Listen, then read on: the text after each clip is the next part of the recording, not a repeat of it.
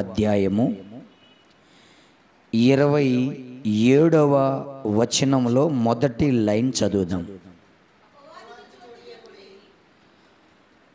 అపవాదికి చోటు ఇయ్యకుడి. చేతులెత్తి స్తోత్రం చెప్దాం. హల్లెలూయా, హల్లెలూయా. అపవాదికి చోటు ఇయ్యకుడి. ఈరోజు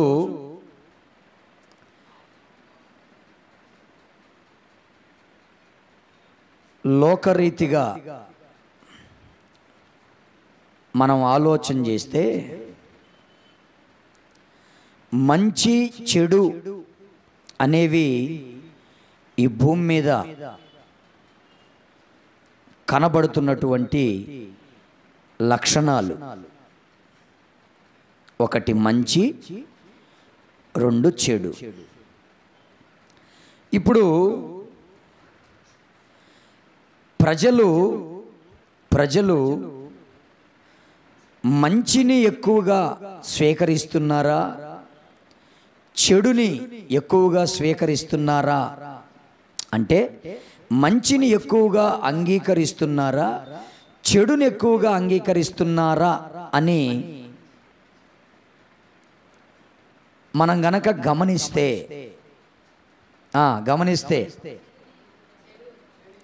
చెడునే ఎక్కువగా అంగీకరిస్తున్నటువంటి దినాలు. అంటే మంచిదానికంటే కూడా చెడ్డదానిని, చెడ్డ పనులను, చెడునే హత్తుకోవడానికి, చెడునే అనుసరించడానికి ఇష్టపడుతున్నటువంటి లోకంలో మనం ఉన్నాం. అయితే క్రైస్తవులకి అనగా యేసుక్రీస్తునందు విశ్వాసం ఉంచి రక్షించబడినటువంటి బిడ్డలకి దేని విషయమందు ఆసక్తి ఉండాలి, దేని విషయంలో అంగీకారం ఉండాలి, దేనిని అనుసరించి నడుచుకోవాలి అని బైబిల్ చెప్తుంది అంటే మంచిని అనుసరించవలసినటువంటి బాధ్యత, మంచిదానిని హత్తుకొనవలసినటువంటి బాధ్యత, మంచిని అంగీకరించవలసినటువంటి బాధ్యత ఈరోజు లోకము నుండి ప్రత్యేకపరచబడినటువంటి దేవుని పిల్లల మీద ఆధారపడి ఉంది. హల్లెలూయా, హల్లెలూయా. కానీ ఎందుకో సమాజం యొక్క ప్రభావం సంఘములో ఉన్న విశ్వాసుల మీద ఎక్కువగా చూపుతా ఉంది. సమాజంలో ఉన్నటువంటి ఈ చెడు ప్రభావము సంఘములో ఉన్నటువంటి విశ్వాసుల మీద ఎక్కువగా చూపిస్తుంది అనడానికి ఈ వచనము కారణం. లేక ఈ వచనము మనకి తెలియపరుస్తూ ఉంది. ఏమని? అపవాదికి అనగా చెడుతనముకు నీ యొద్ద చోటు ఉండకూడదు. అంటే అపవాదికి చోటు కలిగినటువంటి స్థలాలు ఉన్నాయి, అపవాదికి చోటు కలిగినటువంటి ప్రదేశాలు ఉన్నాయి, అపవాదికి ఇవ్వవలసినటువంటి స్థానం ఇచ్చే మనుషులు ఉన్నారు. అయితే దైవజనుడు అంటున్నాడు, మీరు అపవాదికి చోటు ఇవ్వద్దు. ఏ సంఘానికి చెప్తున్నాడు? ఎఫెసీ సంఘానికి చెప్తున్నాడు. ఎందుకంటే మనము ఒకరికి ఒకరము అవయవములై ఉన్నాము. ఏమై ఉన్నాము? సంఘము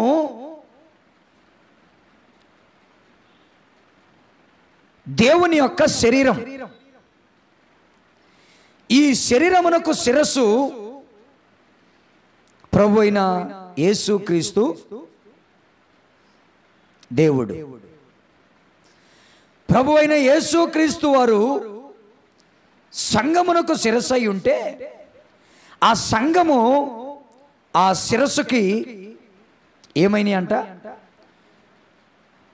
శరీరంలో ఉన్న అవయవాలుగా ఉన్నాయి. అయితే ఈ ఎఫెసీ సంఘం అంట మునుపటి ప్రవర్తన విషయంలో, ఏ ప్రవర్తన విషయంలో? మునుపటి ప్రవర్తన విషయంలో మోసకరమైనటువంటి దురాశల వలన చెడిపోవు ప్రాచీనమైన స్వభావంతో బ్రతికారంట. ఎప్పుడు?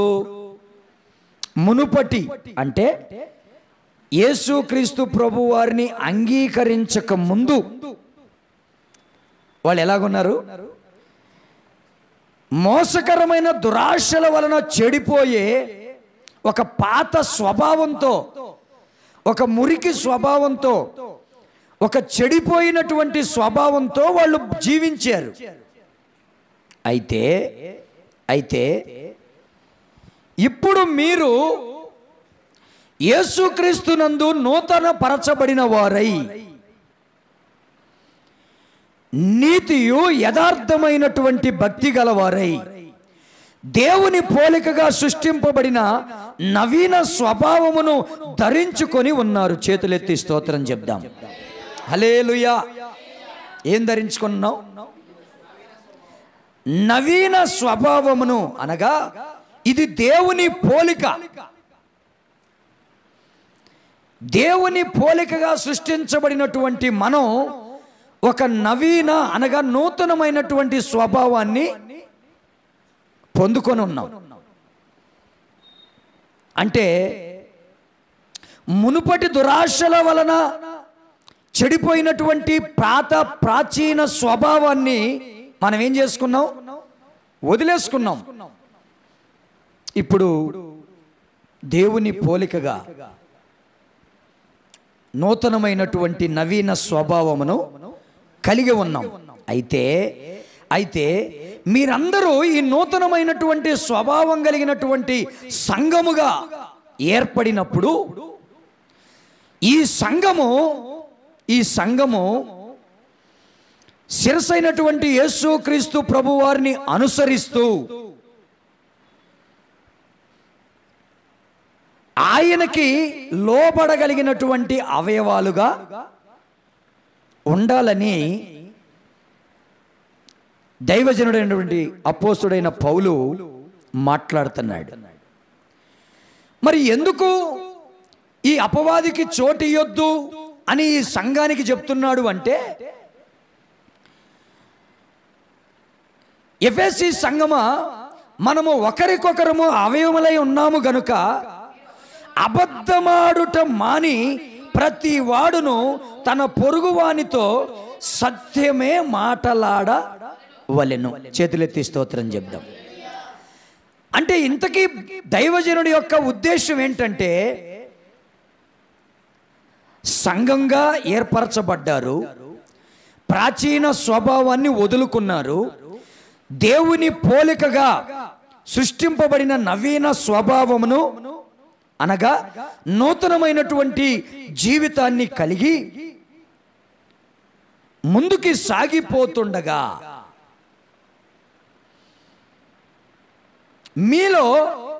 మీలో మరలా ప్రాచీన స్వభావపు మునుపటి అనుభవాలు మరలా బయటికి కనబడతా ఉన్నాయి.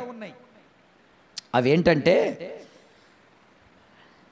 జీవము కలిగినటువంటి దేవుని యొక్క సంఘములో జనులు ఎలాగా ప్రవర్తించాలో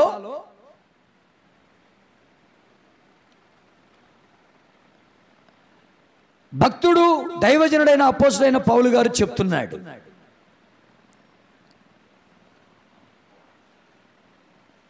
తిమోతికి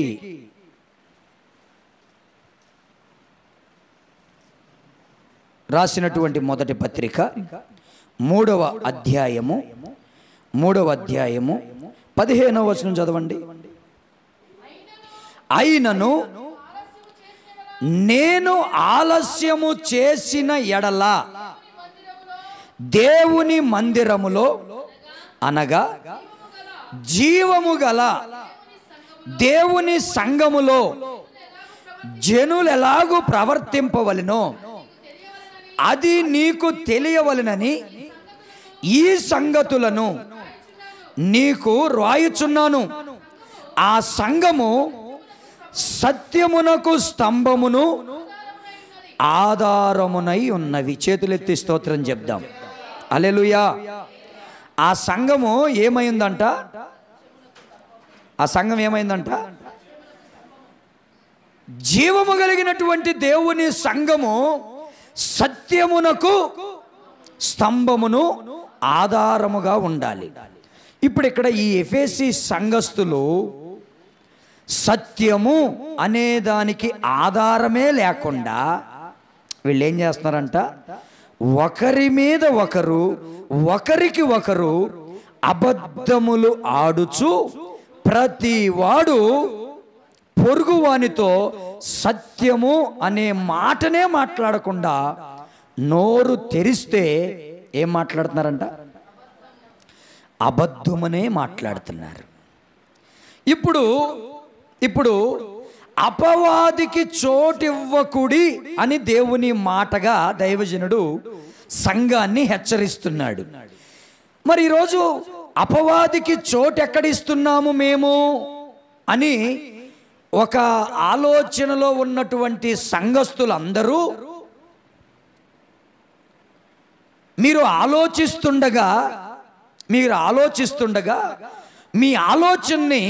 మీ ఆలోచనని అపవాదికి చోటు ఇచ్చామా లేదా అని రూఢీపరచడానికి దైవజనుడు మాట్లాడుతున్నాడు. మీరు అపవాదికి చోటు ఇస్తున్నారు అంటే మీరు అబద్ధములు మాట్లాడుతున్నారు అని స్పష్టంగా ప్రకటించాడు. మరి ఎలా అబద్ధములు అపవాదికి సంబంధించినవి? అబద్ధములు మాట్లాడితే అపవాదికి చోటిచ్చినట్టని ఎలా తెలుసుకోవాలి అని మనకొక ఆలోచన కలిగినప్పుడు యోహాను సువార్త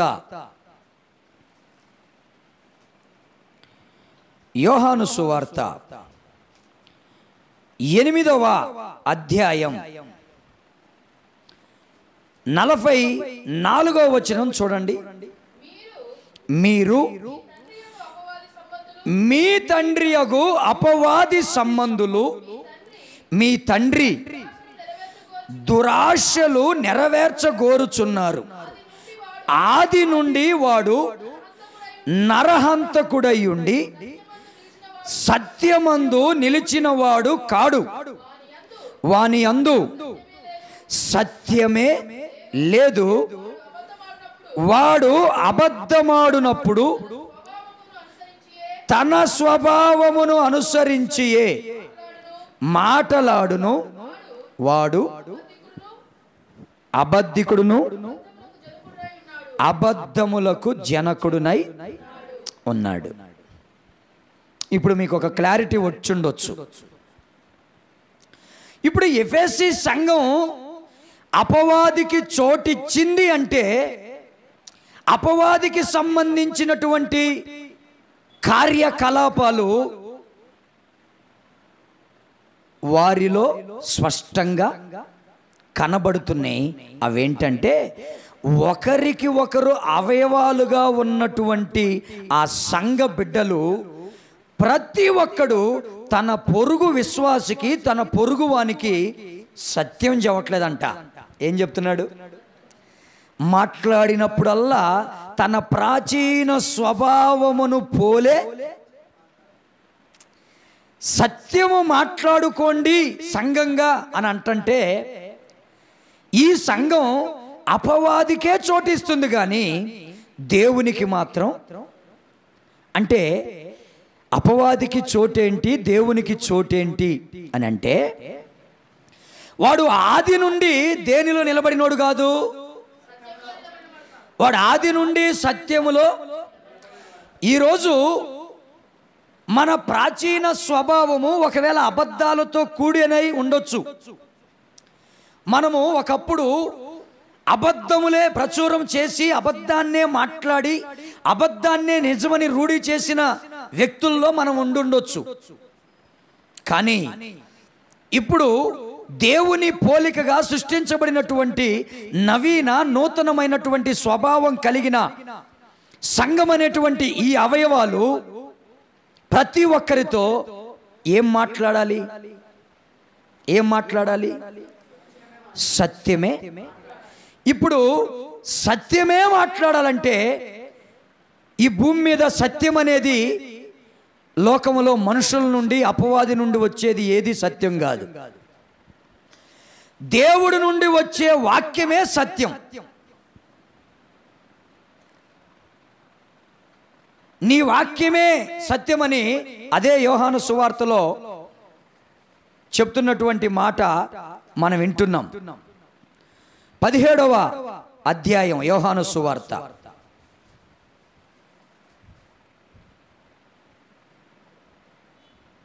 17వ వచనం. సత్యమందు వారిని ప్రతిష్ఠ చేయుము, నీ వాక్యమే సత్యము. ఆ పై వచనం కూడా చదవండి, 16 కూడా. నేను లోక సంబంధిని కానట్టు వారు, అంటే ఎవరు? సంఘంగా మనమే. ఇప్పుడు ఎఫెసీ సంఘమునకు ప్రకటించిన, ఇప్పుడు మనతో దేవుడు తన వాక్య రూపకంగా మాట్లాడుతున్నాడు. ఇప్పుడు మనమందరం సంఘంగా ఉన్నాం. మనం ఎవరు అంట?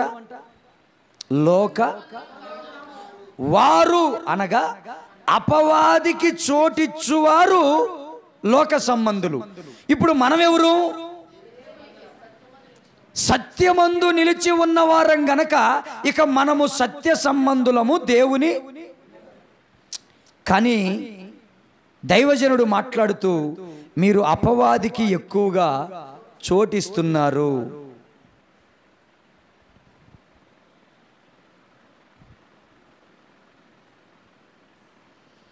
చాలామంది మేము అపవాదికి చోటిస్తే మేము ఎటువంటి నరహత్య చేయట్లేదు కదా, మేము ఎటువంటి వ్యభిచారము చేయట్లేదు కదా, మేము ఎటువంటి మోసకరమైన పనులు చేయట్లేదు కదా, మేము సంఘంగానే కూడుకుంటున్నాము, పాటలు పాడుచున్నాము, ప్రార్థన ఆపకుండా మానక ప్రార్థన చేస్తూనే ఉన్నాము, వెంబడింపులో కూడా బాగానే వెంబడిస్తున్నాము, మరి మేము ఎక్కడా తగ్గిపోయినట్టుగా, ఎక్కడా దిగజారిపోయినట్టుగా మాకేం కనపడతలేదు కదా అనే ఒక ప్రశ్న మీలో తెలెత్తచ్చు. అయితే ఇవన్నీ జరుగుతున్న నీలో అపవాదికి చోటు ఉన్నది అని దేవుడే చెప్తున్నాడు. ఎవరు చెప్తున్నారు? ఇవన్నీ కలిగిన నీలోనే ఏవన్నీ ఏవని దేవుని మందిరాన్ని విడవకుండా, ప్రార్థన మరువకుండా, సహవాసం విడవకుండా, వెంబడింపులో తగ్గిపోకుండా, ఆత్మీయతలో తగ్గిపోకుండా, పాటలు పాడే విషయంలో తగ్గిపోకుండా, దేవునికి ఇచ్చే విషయంలో తగ్గిపోకుండా, అన్నిటిలో ఉంటున్నటువంటి మనలోనే ఈ అపవాదికి కూడా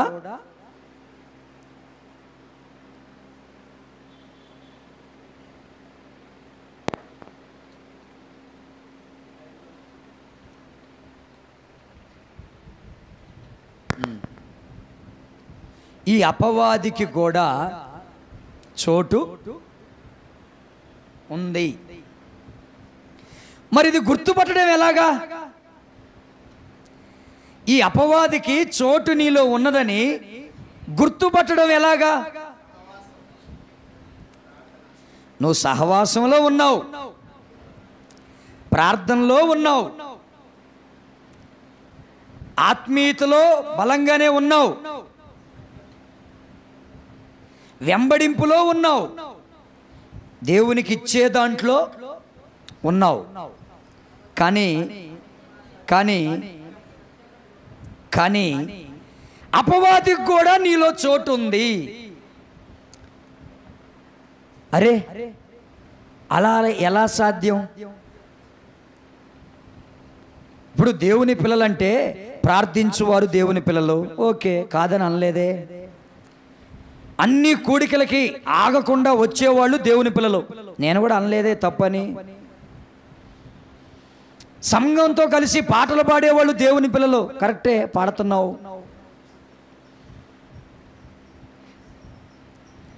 ఇక్కడైనా దూరమైనా ఎక్కడైనా వెంబడించుట్లో తగ్గలా, కరెక్టే, నేను కూడా కాదంటలేదు. కష్టపడిన దాంట్లో దేవునికి ఇచ్చే దాంట్లో నేను ముందే ఉన్నా, కరెక్టే, ఇస్తున్నావు. ప్రభు అయిన యేసుక్రీస్తు ప్రభు వారు, నువ్వు అన్నీ చేసావు కానీ ఒక్కటి నీ మీద తప్పు ఒకటి, ఇన్ని చేసిన వాళ్ళ మీద ఒకటి ఉందంటే, ఇప్పుడు దైవజనుడు మాట్లాడుతున్నటువంటి ఈ మాటలో మనం కూడా అన్నిటిలో బాగున్న అపవాదికి చోటిచ్చే విషయంలో కూడా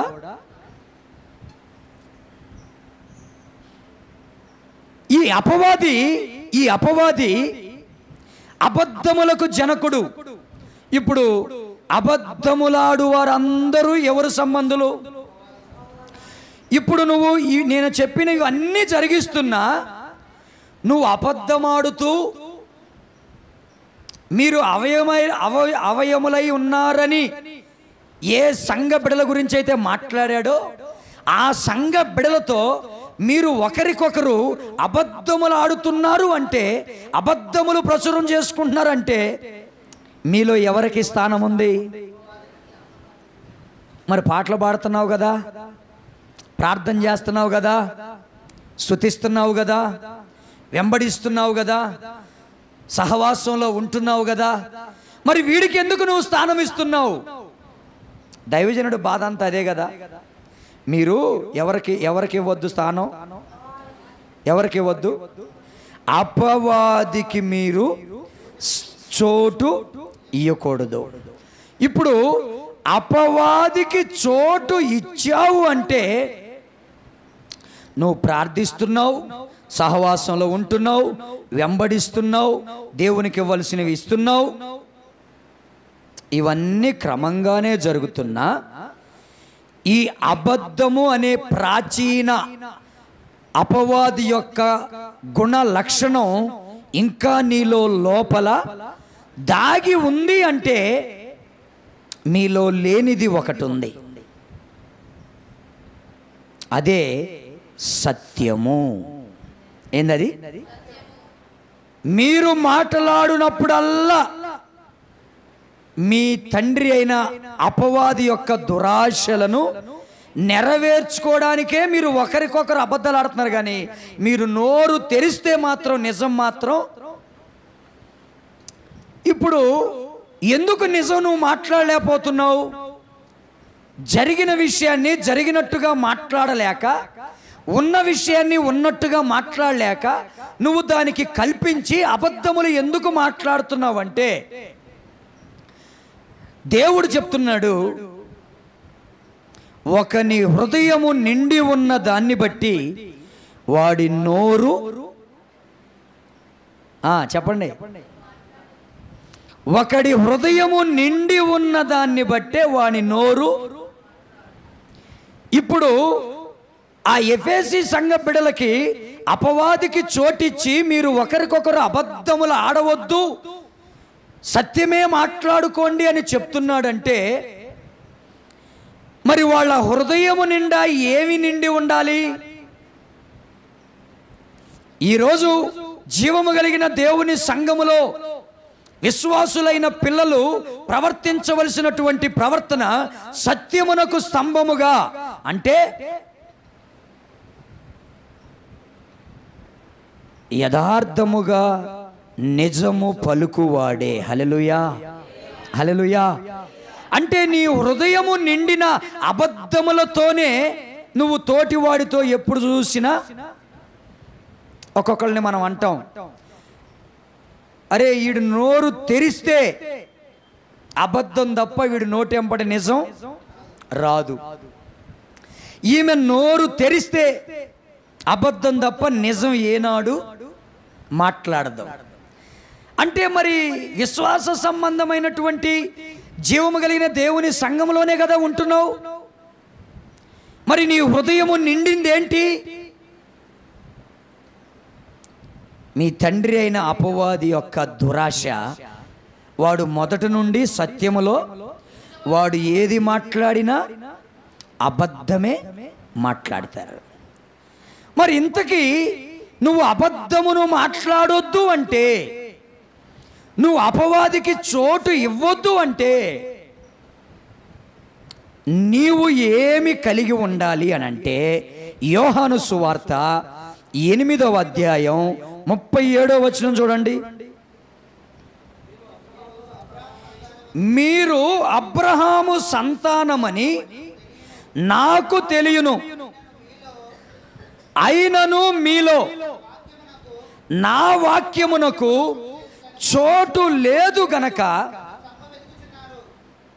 నన్ను చంప వెదుకుచున్నారు అని యేసు ప్రభువారే స్వయంగా అక్కడ ఉన్నటువంటి వాళ్ళందరితో మాట్లాడుతున్నాడు. ఇప్పుడు వాళ్ళు దేవుని వెంబడించట్లేదు అంటారా? అక్కడ యేసు ప్రభువారు మాట్లాడుతున్న వాళ్ళు ఎవరు? ఆ పై వచనాలు చదవండి. ఎవరితో మాట్లాడుతున్నాడు? అక్కడ ఎవరితో సంభాషణ చేస్తున్నాడు?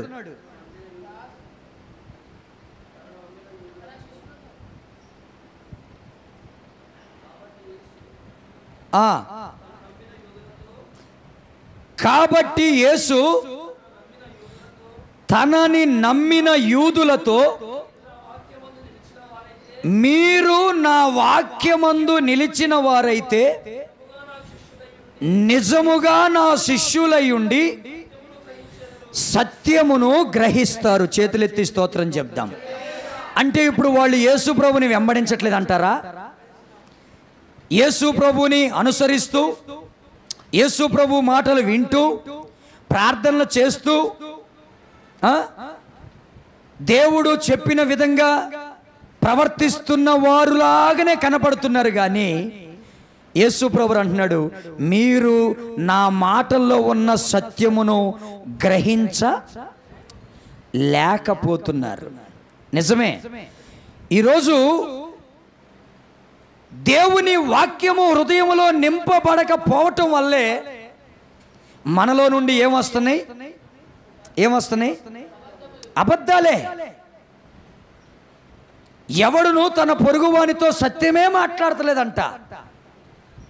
కానీ దైవజనుడు అంటున్నాడు, అయ్యో జీవము కలిగిన దేవుని సంఘములో చేరిన అవయములారా, మీరు పొరుగువానితో ఎప్పుడు కూడా ఏం మాట్లాడాలి?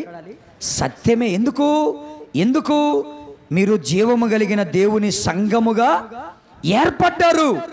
అంటే అంతకుముందు మీరున్నటువంటి ఒక సంఘం అది జీవము కలిగినది కాదు.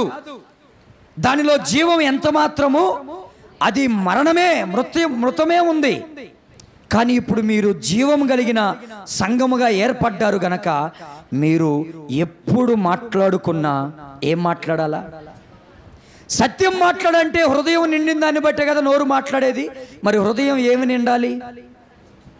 వాక్యం నిండాలి. మీలో నా వాక్యముకు చోటు లేదు గనక మీరు నోరు తెరిచినప్పుడల్లా, మునుపటి మీ ప్రాచీన స్వభావం ఇదే, మీరు నోరు తెరిస్తే అబద్ధాలే. ఈరోజు నిజాన్ని అబద్ధంగా మార్చి, అబద్ధాన్ని నిజంగా మార్చి ఎంతమంది వారి వ్యక్తిగత ఆత్మీయ జీవితాలని పాడు చేసుకుంటున్నారు. మనం మాట్లాడే మాట, మనం చెప్పే మాట అవతల వాడు వింటున్నాడంటే అది వాడి ఆత్మీయ జీవితాన్ని ప్రభావితం చేస్తుంది. ఒకవేళ అది నిజమైతే వాడు దాంట్లో మంచిగా ఉంటాడు, ఒకవేళ అది అబద్ధమైతే వాడు పాడైపోతాడు అని తెలుసుకునే కదా మనం మాట్లాడాల్సింది. కానీ ఈరోజు సంఘముగా విశ్వాసులు అనబడిన వాళ్ళు సత్యమునకు స్తంభాలుగా లేరు. మరి దేనికి స్తంభాలుగా ఉన్నారు? అబద్ధానికే, అనగా అపవాదికి చోటు. అపవాదికి చోటు అంటే అర్థం ఏంటి? అపవాది మాటలకి చోటు ఉంది, కానీ నేను ఫస్టే చెప్పా, చెడుకి ఎక్కువగా చోటు ఉంది, కానీ మంచికి. దేవుని వాక్యము భూమి ఆకాశములు గతించినటువంటి మాటలు, ఇవి మంచి మాటలు, ఇవి మనుషుల హృదయాల్లో. నువ్వు ఎంతైనా ప్రకటించు, జీవము కలిగిన దేవుని సంఘంలో ఉన్నట్టుగానే ఉంటారు, కానీ నోరు తెరిస్తే మాత్రం అబద్ధములే. నేను అంటున్నా, ఈరోజు మన వ్యక్తిగతంగా ఒక చిన్న పరీక్షలోకి మనం వస్తే, మనల్ని మనం విమర్శించుకుంటే,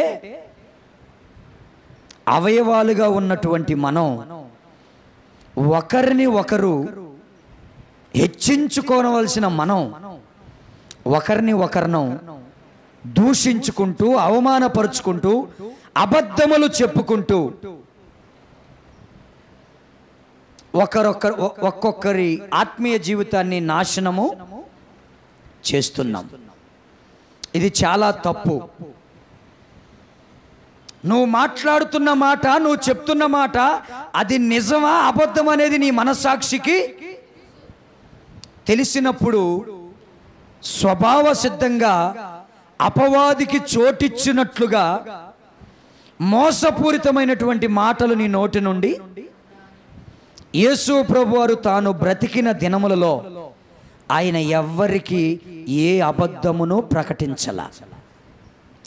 ఆయన చెప్పిన ప్రతి మాట అది సత్యమై ఉంది.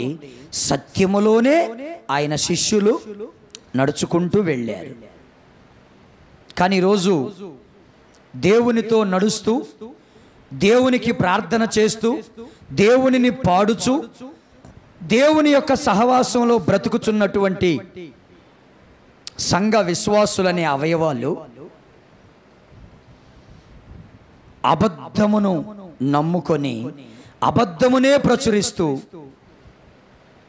నువ్వు ఎవరి గురించి ఏం చెప్తున్నావో వాళ్ళు నీలో ఉన్న ఒక అవయవమే అని నువ్వు గుర్తుపడతల్లా. వారు శరీరంలో ఉన్నటువంటి ఒక అవయవమే, ఇది కన్నే, ఇది చెవే, ఇది చెయ్యే, ఇది కాలే, ఇది నాలోనే ఉన్నవి, మేమందరము ఒకటే అనేటువంటి ఆలోచన మర్చిపోయి, ఈ కన్ను ఎవరిదో, ఈ చెయ్యి ఎవరిదో, ఈ నోరెవరిదో, ఈ పెదవెవరిదో, ఈ కాలు ఎవరిదో అన్నట్టుగా ఒకరికి ఒకరు అబద్ధాలు ఆడుతున్నాం. అయితే ఈరోజు మనకి దైవజనుడైనటువంటి అపోస్తుడైన పౌలు గారు చెప్తున్నాడు, మీరు అపవాదికి అంటే అబద్ధమునకు చోటు ఇవ్వకూడదు. నువ్వు అవునంటే అవును, కాదంటే కాదు. ఇదే నీ నోట నుండి పలకవలసిన మాట. కానీ ఈరోజు అవునంటే అవును, కాదంటే కాదని ఎవరు ఆగుతున్నారు?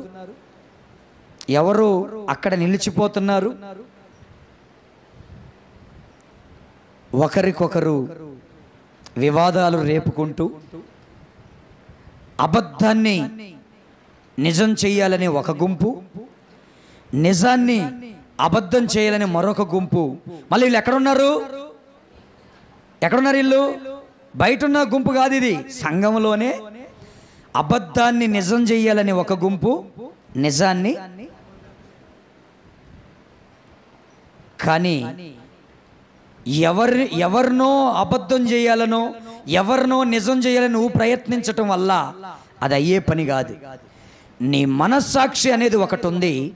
నీ మనస్సాక్షి వాక్యాన్ని బట్టి మాట్లాడటం ఎప్పుడైతే నేర్చుకుంటుందో అప్పుడు మనం అందరము సత్యమందు నిలిచి ఉన్నవారము.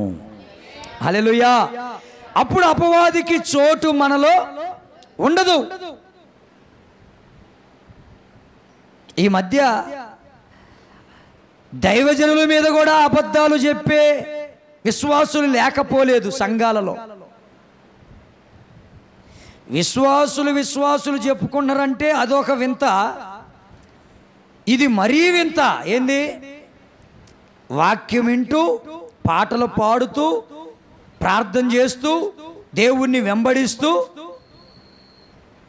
మరలా వాక్య ఉపదేశం చేస్తున్న సేవకుల మీద కూడా అబద్ధాలు పుట్టించే అవయవాలు లేక పోలా.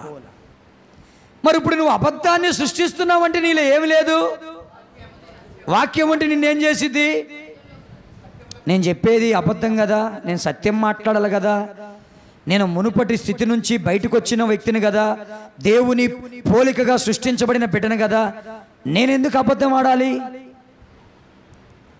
వాళ్ళు నన్ను తిట్టినా, అరిచినా, నాతో మాట్లాడినా మాట్లాడకపోయినా నేను మాట్లాడాల్సింది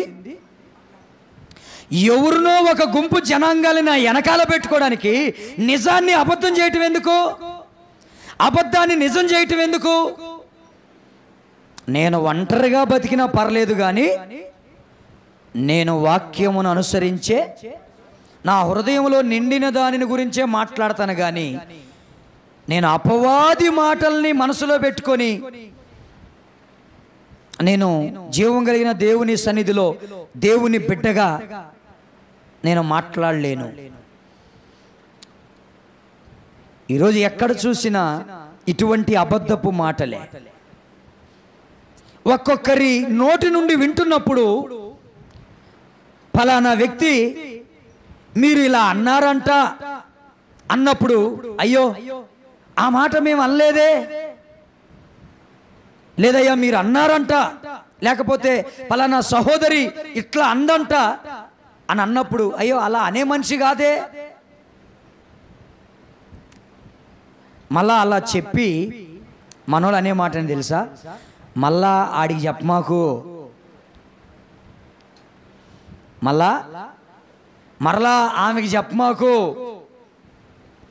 నేనంట నిజాయితీగా నువ్వు చెప్పిన మాట సత్యమైతే ఎవరికైనా చెప్పుకో అనాలా అనొద్దా? కానీ ఇప్పుడు ఈ దొంగలు ఏమంటారు? వచ్చి అబద్ధం చెప్తాడు, చెప్పిద్ది, మళ్ళీ ఏం చెప్తావు? ఇగో గబాల నోరు జారి వాళ్ళకి చెప్పావు. ఏమైతే చెప్తే దొంగ, అబద్ధికుడు. ప్రాచీన స్వభావంలో మన బ్రతుకు అలా ఉండేమో కానీ నూతన స్వభావము కలిగి క్రీస్తును ధరించుకున్న మనం అవునంటే కాదంటే మరొక మాట. అది ఎవరి నుంచి పుట్టింది? వాడు ఎప్పుడైనా నిజం మాట్లాడ్డావు. ఇప్పుడు అవ్వ ఆదం ఇద్దరు తోటలో జీవము కలిగిన దేవుని సంఘం మొదట అదే.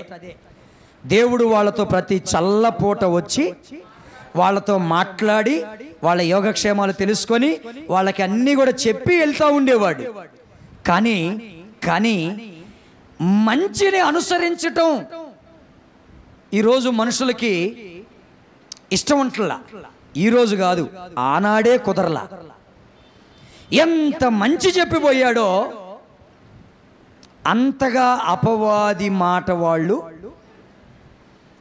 మీరు ఆ పండు తిను దినమున నిశ్చయముగా చనిపోతారు అన్నాడు. ఇది మంచి మాట. ఇది ఎక్కడ పెట్టుకోవాలి? ఈ సంఘం, ఈ జీవం కలిగిన దేవుని సంఘం ఆయన మాట సత్యం గనక ఎక్కడ పెట్టుకోవాలి? హృదయంలో నింపుకోవాలి.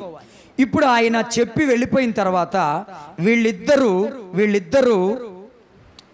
వాళ్ళ పనుల్లో వాళ్ళు నిమగ్నమై తోటంతా సంచారం చేస్తుండగా అపవాదిగాడు వాళ్ళ మధ్యలోకి వచ్చాడు. అసలు వాళ్ళ మధ్యలోకి రావడానికి అవకాశం ఎవరిచ్చారు? మీరు చెప్పండి. అవ్వే కదా. ఎలా ఇచ్చింది? దేవుడి మాటను కూడా నిర్లక్ష్యం చేసి ఇది అవునంటావా అనుకున్నప్పుడే కదా వాడు ఎంటర్ అయ్యింది. నువ్వు వింటున్నటువంటి దేవుని మాట మీదే నీకు అనుమానం ఉంటే, నువ్వు అటు కాకుండా ఇటు కాకుండా ఇది నిజమంటావా అనుకుంటున్నప్పుడు, అది నిజమో కాదో అని నీ మనసులో ఒక ఖాళీ ఏర్పడినప్పుడు వెంటనే వచ్చేవాడు ఎవడు? నీ డౌట్ క్లియర్ చేయడానికి ఎంపటే వస్తాడు. వాడు ఎలా క్లియర్ చేస్తాడు తెలుసా? వాడు తన స్వభావ సిద్ధమైన అబద్ధముతోనే ఏం చేశాడు? ఈ పండు తినొద్దా, తినాలా తినకూడదా, తినాలా తినకూడదా అని అనుకుంటుండగా వాడు ఎంటర్ అయ్యి ఏంటి అందుకు సర్పము మీరు చావనే. ఇప్పుడు వాడొచ్చి సత్యం చెప్పాడా, అబద్ధం చెప్పాడా? ఈరోజు లోకములో సంఘము వివాదాలతో, గొడవలతో, జగడాలతో, కొట్లాట్లతో ఒకరిని ఒకరు భక్షించుకుంటున్నారు, చీల్చేసుకుంటున్నారు, అవమానపరుచుకుంటున్నారంటే దానికి కారణం ఏంటి? అబద్ధాలంటే అపవాదికి నీ హృదయం నిండా వాక్యానికి చోటుంటే నువ్వు అబద్ధం మాట్లాడలేవు. ఇక వచ్చింది అది తిన్న దినమున మీరు చావరు, మీరు దేవదూతల వలె మార్చబడతారని చెప్పగానే ఆమె ఏం చేసింది? ఆ మాట నమ్మి ఆ పండు తిన్న తర్వాత తన భర్తకి కొంచెం తెచ్చిచ్చింది. వాళ్ళిద్దరినీ దేవుడు ఏం చేశాడు? ఆ తోటలో నుండి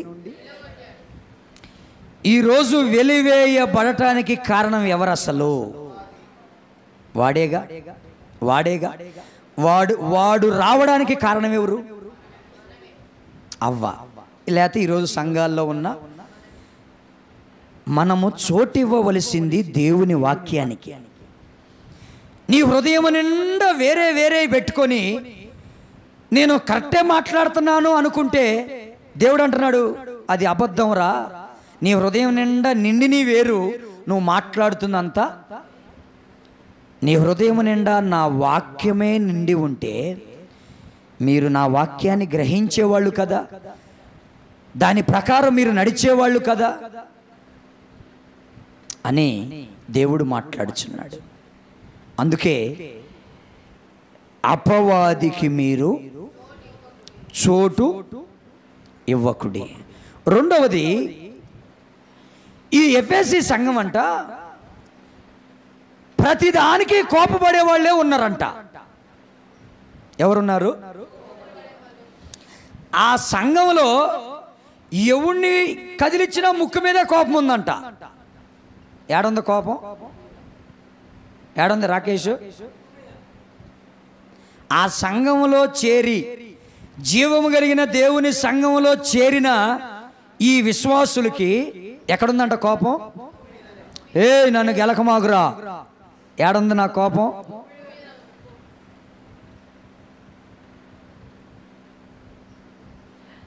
వీళ్ళకి కోపమే ఎక్కువ. దేవుడు అంటున్నాడు కోప పడండి కానీ ఏం చేయద్దు అంటున్నాడు సంఘానికి. ఎప్పుడు కోపడాలి? ప్రతిదానికి కాదు. చికెన్ ముక్క తక్కువ పడితే కోపడతాం కాదు. కేకు ముక్క నీకు పెద్దగా రాకపోతే కోపడటం కాదు. శాలువా గప్పడానికి నీకు అవకాశం కుదరకపోతే కోపడతాం కాదు. మొదటి బంతిలోనే నీకు స్థలం దొరకపోతే కోపడతాను కాదు. కోపబడు, సంఘముగా కోపబడు. ఏం కోపమో తెలుసు? అది ఎవడైనా ఎవడైనా దేవుని మందిరమును పాడు చేయాలని చూస్తే, ఎవడైనా దేవునికి సేవకునికి వ్యతిరేకంగా మాట్లాడితే, ఎవడైనా దేవుని విషయాల్లో అబద్ధాలను తీసుకొచ్చి మోసకరంగా కపటాన్ని కలిగి ఉన్నప్పుడు ఏం చేయమంటున్నాడు? కోప్పడు. వాడు త్రోవ తప్పి మోసం చేస్తున్నప్పుడు, త్రోవ తప్పి తన శరీరాన్ని పాడు చేసుకుంటున్నప్పుడు, వాడు హృదయాన్ని పాడు చేసుకుంటున్నప్పుడు, చెయ్యకూడని పనులు చేసి మరలా జీవం కలిగిన దేవుని సంఘంలోకి వచ్చి ఏమి ఎరగనట్టుగా కూర్చుంటున్నప్పుడు ఏం చేయమన్నాడు? కోపపడి గద్దించు. కానీ నువ్వేం చేయకూడదు? ఏం చేయకూడదు? పాపము. అయితే ఈ సంఘం కోపడుతుంది, తిడుతుంది, అరుస్తుంది. వాళ్ళు సంఘములో నుండి వెళ్ళిపోయేటట్టుగా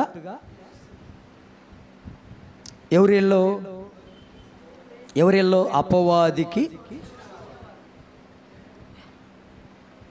నరుని కోపము దేవుని చిత్తమును. నువ్వు సంఘములో కోపపడుతుంది దేనికోసం? నిజంగా తప్పు చేసిన మనిషి మీద కోపడ్డావంటే మనిషి మీద కాదు పడాల్సింది, ఆ మనిషి చేసిన పని మీద. దేవుడు అన్నాడు, పాపిని ప్రేమించాను, పాపమునే. ఇప్పుడు నువ్వు కోపపడాల్సింది మనిషినా, మనిషి చేసిన పనినా? ఈరోజు సంఘంలో చాలామంది నువ్వు చేసిన పని తప్పు అంటే ఊరుకోట్లా, వాళ్ళు కూడా వ్యతిరేకంగానే దాడి చేస్తున్నారు తిరిగి. అలాంటప్పుడు నువ్వు గద్దించావు, నువ్వు కోపడ్డావు, వాళ్ళు వినలా. అప్పుడు ఏం చేయమన్నాడు? సూర్యుడు అస్తమించు వరకు మీ కోపము, నువ్వు కేవలము తప్పు చేసినందుకే గద్దించావు. ఇక దాన్ని నువ్వు మనసులో నువ్వు గద్దించినప్పుడు వాడు తప్పనిసరిగా నీకు ఎదురు తిరిగి 4 మాటలు అంటాడు. లేకపోతే నీ అంతటి నువ్వే ఆ వ్యక్తి మీద కోపపడ్డావు నిన్ను గద్దించినందుకు. నీ కోపం ఎప్పుడు దాకా ఉండాలి? అయ్యో, నేను చేసిన ఒక దుర్మార్గమైన పని నిమిత్తమే కదా నా తోటి సహోదరుడు నన్ను హెచ్చరించాడు, నేను చేసినటువంటి తప్పుడు పని వల్లే కదా నా తోటి సేవకుడు నన్ను గద్దించాడు అని ఒకవేళ అప్పటికప్పుడు కొంచెం మనసు నొచ్చుకున్నా, మనసు గాయమైనా ఎప్పుడులోపు అయిపోవాలి? సూర్యుడు అస్తమించోలోపు నీ కోపము మరలా నువ్వు ప్రేమ కలిగే. కానీ ఈ సంఘం అపవాదికి చోటు. వాడు కోపిష్టోడు. ఎందుకో తెలుసా? వాడు కోపం ఎక్కువ, వాడికి ఓర్పు అనేది వాడిలో ఉండదు. ఈరోజు చాలామంది సంఘ పిల్లల్లో కోపపడటం అలవాటు చేసుకుంటున్నారు. ఏదైనా ఒక మాట చెప్పి గద్దిస్తే ఇక వాళ్ళకి ఏమొచ్చేస్తుంది? గద్దించటం కూడా తప్పే అన్నట్టుగా, హెచ్చరించటం కూడా తప్పే అన్నట్టుగా కోపం ఎక్కువ వచ్చేస్తుంది. ఇక ఆ హెచ్చరించినోడితో ఇక మాటలు బంధు. వాళ్ళు సేవకులైనా విశ్వాసులైనా ఇక వాళ్ళతో ఏమి లేవు, ఇక మాటలు లేవు, మాట్లాడుకోవడాలు లేవు. అపవాదికి చోటినంతసేపు నువ్వు బాగానే ఉన్నావు. అపవాదికి చోటు వచ్చిన తర్వాత నుండి నీకు ఏది గద్దింపు అనిపించినా నువ్వేం పడుతున్నావు? ఏం చూపిస్తున్నావు? ఆ కోపం ఎప్పుడు దాకా ఉండాలని చెప్పాడు. ఒకవేళ కోపడ్డావు, నీకు ఆ గాయమైంది, ఆ హెచ్చరికో, ఆ గద్దింపో, ఆ వాక్యమో నిన్ను పొడిచింది, నీకు గాయం రేపింది, నీకు నొప్పి అనిపించింది, బాధ అనిపించింది. ఎప్పుడు దాకా ఉండాలంటది? ఆ హెచ్చరిక, ఆ గద్దింపు సూర్యుడు అస్తమించే లోపు దాన్ని. కానీ ఈరోజు చాలామంది సంవత్సరాలు దాన్ని ఏం చేస్తారు తెలుసా? ఏం చేస్తారు? సుఖనిద్ర. ఏ నిద్రలో ఉంటుంది కోపం? నిజంగా ఈరోజు ఆర్భాటించి పాటలు పాడే వాళ్ళందరూ మంచోళ్ళని మనం అనుకుంటాం. గొంతెత్తి ప్రార్థన చేసే వాళ్ళందరూ మంచోళ్ళని మనం అనుకుంటాం. ప్రతిసారి సేవకుని పైకెత్తుతూ ఉండే వాళ్ళందరూ మంచోళ్ళు అని మనం అనుకుంటాం. వీళ్ళ కోపం ఎక్కడుంటుందో తెలుసా? సుఖ నిద్రలో ఏదైనా ఒక మాట ద్వారా హెచ్చరించి చూడు, ఏదైనా ఒక మాట చేత వాళ్ళని గద్దించి చూడు, ఏం బయటపడిద్ది? ఆ టైంలో సేవకుడు అనరు, ఏందిరా నువ్వేందిరా, ఆల్రెడీ మేము అనుభవించి ఉండాంలే, మాకు తెలుసు కాబట్టి చెప్తున్నా. సుఖనిద్ర చేసి కోపం కలిగిన మనుషులు సేవకుడిని కూడా గల్లా పట్టుకోవడానికి వెనకాడలేదు, ఆ రోజు దూషించడానికి చెయ్యి ఎత్తడానికి కూడా వెనకాల. మళ్ళీ వాళ్ళు ఎవరో తెలుసా? సేవకులు అంటే గడగడలాడిన వాళ్ళే. ఇంటికి తీసుకెళ్ళి కడుపు నిండా అది తిను ఇది తిను అది పెట్టి ఇది పెట్టినోళ్లే. మీలాంటి సేవకులు ఎక్కడ దొరకరు అన్నవాళ్లే. కానీ చేతులు లేపారు, నోరెత్తారు, అవసరమైతే చొక్కా పట్టుకోవడానికి కూడా. ఇప్పుడు వాళ్ళ కోపం ఎక్కడ దాగి ఉంది? కోపం అప్పుడప్పుడు వచ్చిందంటే అది వేరు, ఒక్కొక్కడిలో లోపల దాగి ఉంటుంది. సంగమా, జీవము కలిగిన దేవుని సంఘములో సత్యమునకు స్తంభముగా మీరు మారాలి అనుకున్నప్పుడు మనము మునుపటి ప్రాచీన స్వభావమును ఏం చేయాలి?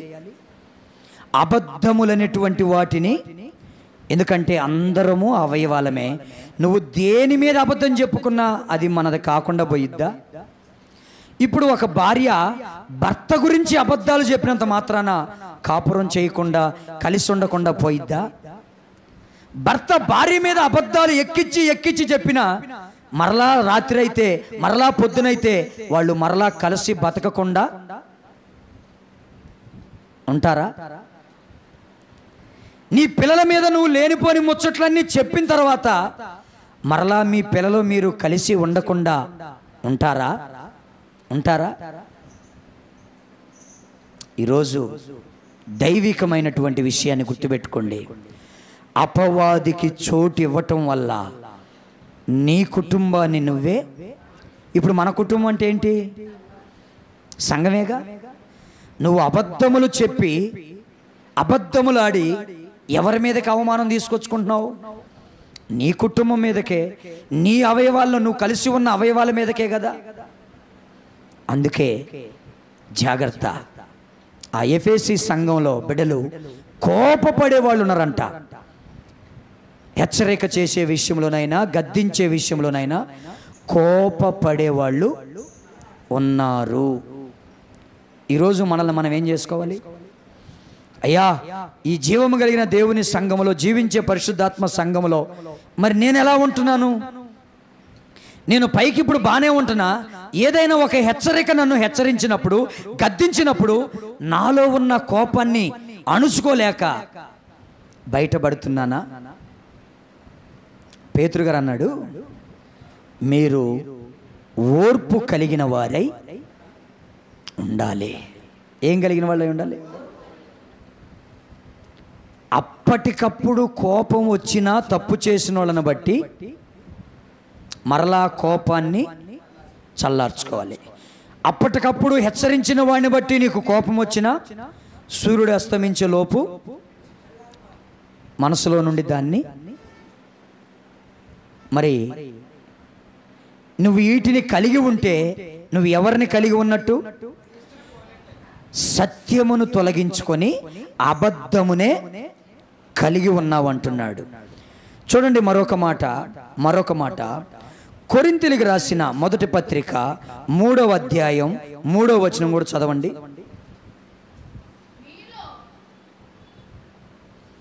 మీలో అసూయయు కలహమును ఉండగా మీరు శరీర సంబంధులై మనుష్య రీతిగా నడుచుకొనువారు కార. గలతీయులకు రాసిన పత్రిక 5వ అధ్యాయం 26వ వచనం.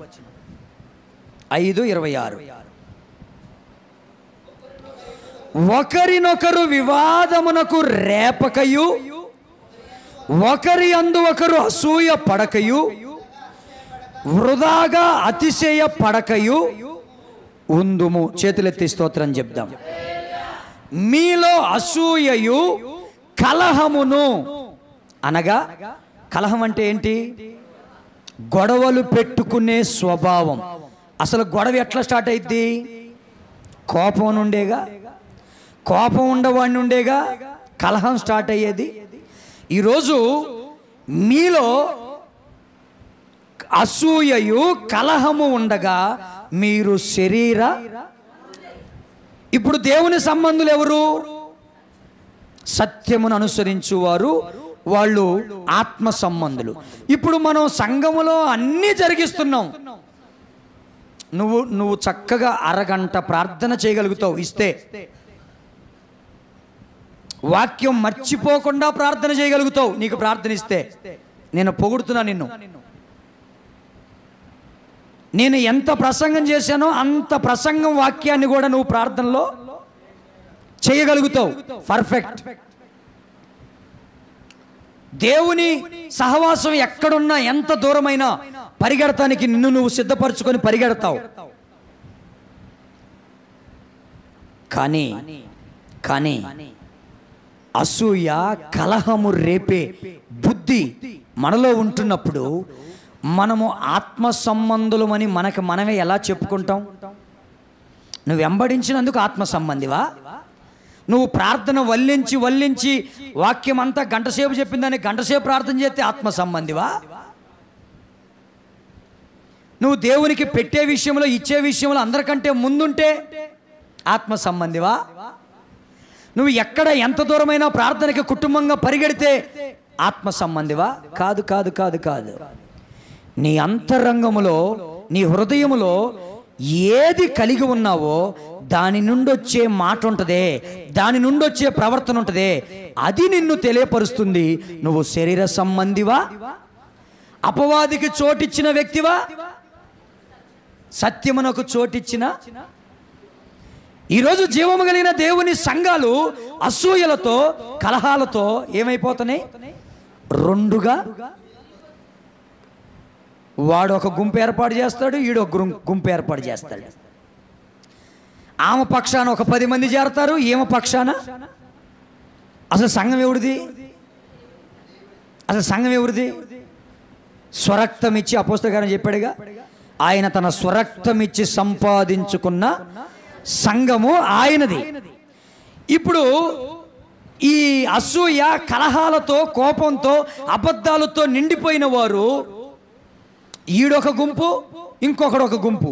ఇప్పుడు ఎవరిని చీలుస్తున్నారు? ఎవరిని చీలుస్తున్నారు? దేవుని సంఘాన్నే కదా. వాడికి పాటిస్తే వీడి కోపం, ఈమెకి ప్రార్థనిస్తే ఇంకొక ఆమె కోపం. అసూయ తట్టుకోలేరు. అసలు నువ్వు ఏ సంఘంలో ఉన్నావో కూడా నీకు తెలుసుకోకపోతే నువ్వు మునుపటి ప్రవర్తన ఎప్పుడో ఏం చేసావు? మనం మునుపటి ప్రవర్తనని విడిచిపెట్టలేదా? ఇప్పుడు అక్కడ కలహాలు పెట్టావు, రోడ్ల మీద 10 మంది కొట్టుకునేటట్టుగా చేసావు, ఇంటి పక్కన వాళ్ళకి సమాధానంగా లేకుండా చేసావు. ఇప్పుడు జీవం కలిగి దేవుని సంఘంలోకి వచ్చిన తర్వాత కూడా సేమ్ అదే ప్రవర్తనతో ఉంటే నువ్వు అపవాదికి చోటిచ్చినట్ట కాదా? నువ్వు దేవుని వాక్యానికి ఎక్కడ చోటిస్తున్నావు? దేవుని సన్నిధిలో ఉన్న నీవు దేవుని మాటకి ఎక్కడ విలువిస్తున్నావు? నీ హృదయం నిండా ఏది నిండి ఉంటుంది? ఆమెకి పాటిస్తే నాకు పాట ఇవ్వాల్సిందే, ఆమెని ముందుకు పిలిస్తే నన్ను పిలవాల్సిందే, ఆయన్ని పొగిడితే నన్ను పొగడాల్సిందే. ఇదే బుద్ధి అపవాదిలో ఉన్న వాడేగా ఇవన్నీ పెట్టేది. కానీ దేవుల్లో ఉన్నాయంటి వివాదం రేపే మనసు దేవుళ్ళో, వివాదాన్ని పెద్దది చేసే ఆలోచన దేవుడికి దేవుని పిల్లలకి ఉండదు. అసూయ పడే విధానం దేవుని పిల్లల్లో ఉండదు. వృధాగా అతిశయపడే ఆలోచన కూడా. ఎవడు పాడినా ఎంత చక్కగా పాడాడో మా అన్న, మా సహోదరి ఎంత చక్కగా పాడిందో, మా సహోదరి ఎంత మంచి ప్రార్థన చేసిందో. ఇది దేవుడిలో ఉంది. వివాదమును రేపుకొని ఒకరినొకరు భక్షించుకుంటూ, ఒకరికొకరు అసూయపడుచు, ఒకరికొకరు వృధాగా అతిశయపడుతూ, జీవం కలిగిన దేవుని సంఘములో సత్యముగా ఉండవలసిన సంఘ పిల్లలు అబద్ధానికి స్తంభాలుగా, కోపిష్టి వాళ్ళుగా, కలహాలు రేపేవాళ్ళుగా. ఈరోజు నేను అంటున్నా, అపవాది అనేవాడు కట్టెతో పోల్చారు. దేనితో పోల్చారు? దేనితో పోల్చారమ్మా? కట్టెలు లేని ఎడల అక్కడ అగ్ని. వివాదము చల్లారిపోవాలంటే అక్కడ అపవాదిగాడు ఉండకూడదు. ఇప్పుడు అపవాది అంటే ఎవడు? కట్టెలు. సంఘాల్లో పుష్కలంగా ఉంటాయి ఈ కట్టెలు. ఈ కట్టెలు ఇళ్ళు తగలబెడతానికి ఉంటాయి కానీ కాపాడటానికి, కడతానికి ఉండవు. అపవాదిగాడు అంటే కట్టెల లాంటి వాడు. వీడు అగ్నిని ఏం చేస్తుంటాడు? అగ్ని అనగా వివాదం. వివాదాన్ని ఏం చేస్తాడు? ఒక మాటతో క్లోజ్ చేసి మరలా సహవాసంలో కలిసిపోవలసిన దాన్ని కూడా ఈ అపవాదిగాడు ఏం చేస్తాడు? నువ్వు వాడికి చోటిచ్చావు గనకనే వాడు వివాదాన్ని ఏం చేస్తున్నాడు? పెద్దది చేస్తూ ఉంటాడు. నిన్న మాటలు మర్చిపోయావు అప్పుడే షారోను? రాకేష్, నిన్న మాటలు అప్పుడే మర్చిపోయావా? ఎన్నెన్ని మాటలు అన్నాడు హర్ష, ఎన్నెన్ని మాటలు అంద జ్యోతి, మర్చిపోయావా? అమ్మా, నేనెట్ట మర్చిపోతా?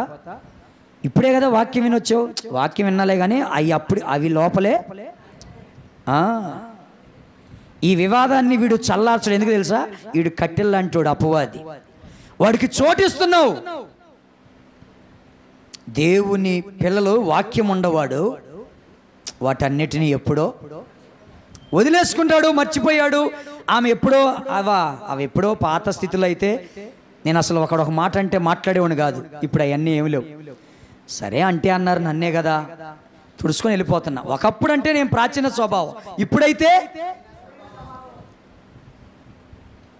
అపవాదిగాడి స్వభావం ఏంటో నాకు తెలుసు. వాడికి నేను ఛాన్స్ ఇవ్వను, నా దేవునికే.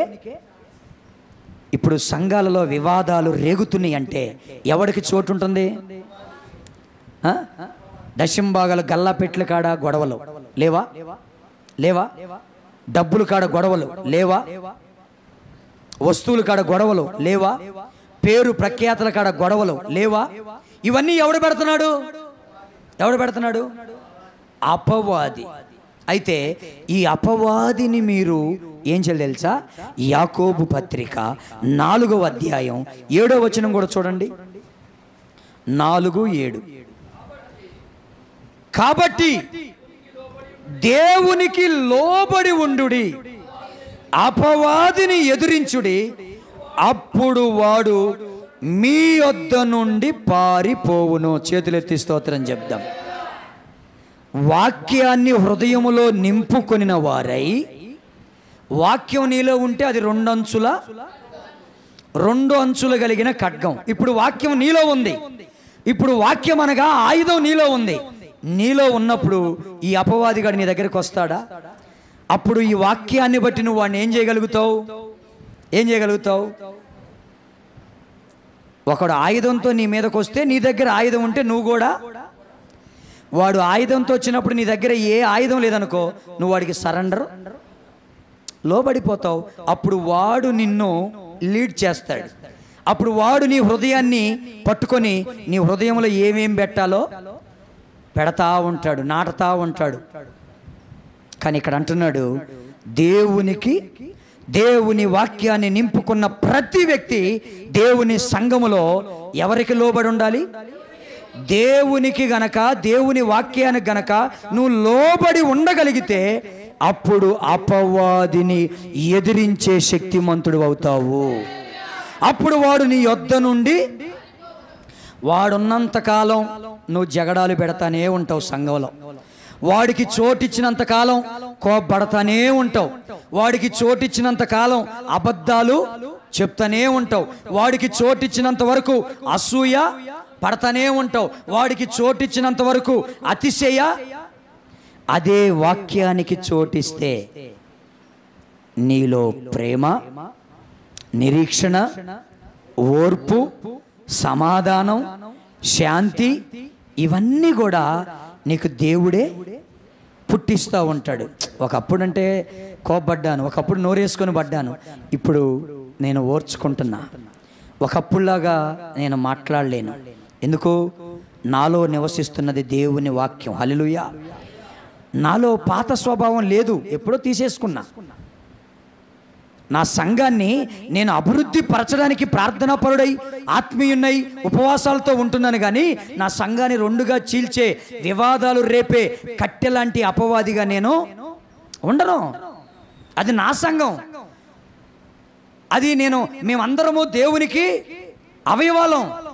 మేము ఎవరిని ఎవరు కించపరుచుకున్నా మా సంఘాన్ని, మా ఇంటిని మేము వివాదాలు రేపం, కలహాలు రేపుకోం.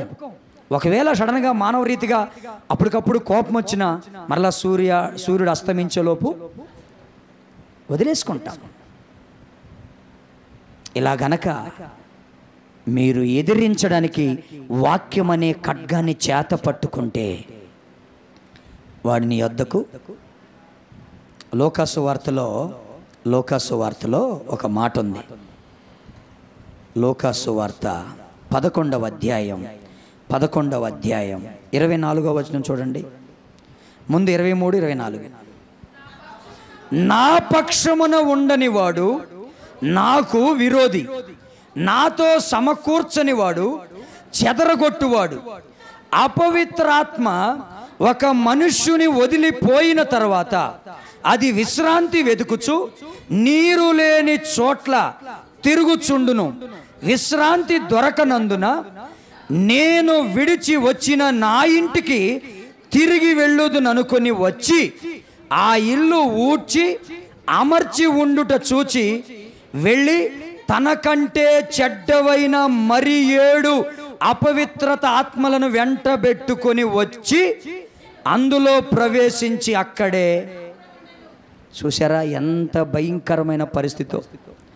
నువ్వు అపవాదికి చోటివ్వడానికి నీలో నీరు అనగా దేవుని యొక్క వాక్యం.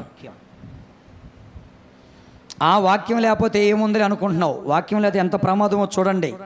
ఎందుకు? కొలసీ పత్రికలు కూడా మీ హృదయంలో దేవుని వాక్యం నిలవనివ్వండి, నింపుకోండి అని ఎందుకు అంటున్నాడు? ఖాళీగా ఉంటే ఎంత ప్రమాదమో చూడండి. ఒక్కొక్కళ్ళు మందిరానికి వస్తారు, ప్రార్థనిస్తే అసలు ఏం వాక్యం చెప్పామో దాని గురించి అసలు ప్రార్థన అంటే ఇప్పుడు దాకా వాళ్ళు ఆ గంట సేపు ఏం చేసినట్టు.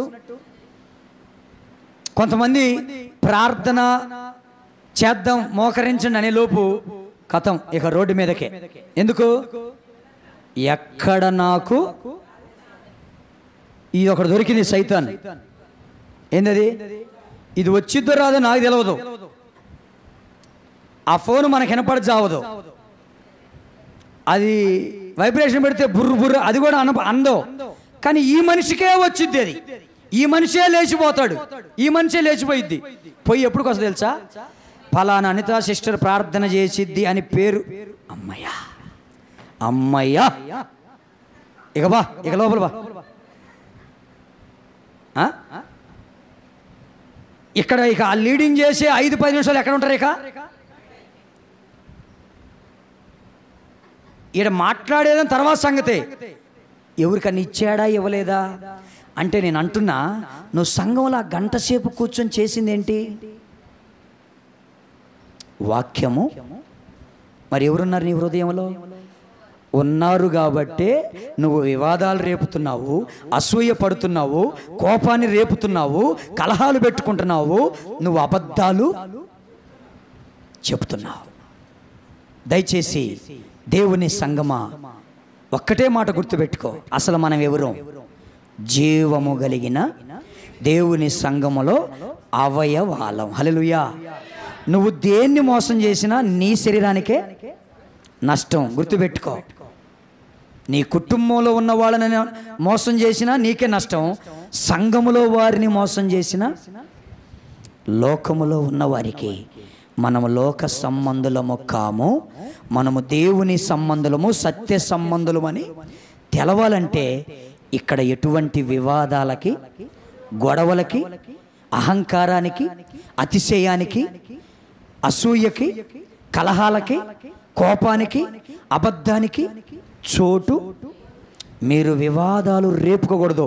ఎవడన్నా రేపుతున్నా వెంటనే ఆ కట్టెని తీసి అవతల పడేయాల. ఆ కట్టెని తీసి అవతల పడాలంటే ఎలా చేయాలి, ఏ విధంగా చేయాలి? తెస్సలోని రాసిన పత్రిక, తెస్సలోని రాసిన మొదటి పత్రిక, రెండో పత్రిక, తెస్సలోని రాసిన రెండో పత్రిక 3వ అధ్యాయం 6వ వచనం చూడండి. సహోదరులారా, మా వలన పొందిన బోధన ప్రకారము కాక అక్రమముగా అనగా అపవాది చేత నడుచుకొని ప్రతి సహోదరుని యొద్ద నుండి తొలగిపోవలనని మన ప్రభు అయిన యేసుక్రీస్తు పేరట మీకేం చేస్తున్నా? ఇక నువ్వు ఆడ అంటుంటే అక్కడే కూర్చున్నావు అనుకో, ఆడి మంట ఎవడు తగిలిద్ది? నువ్వేం చేయాలి అప్పుడు?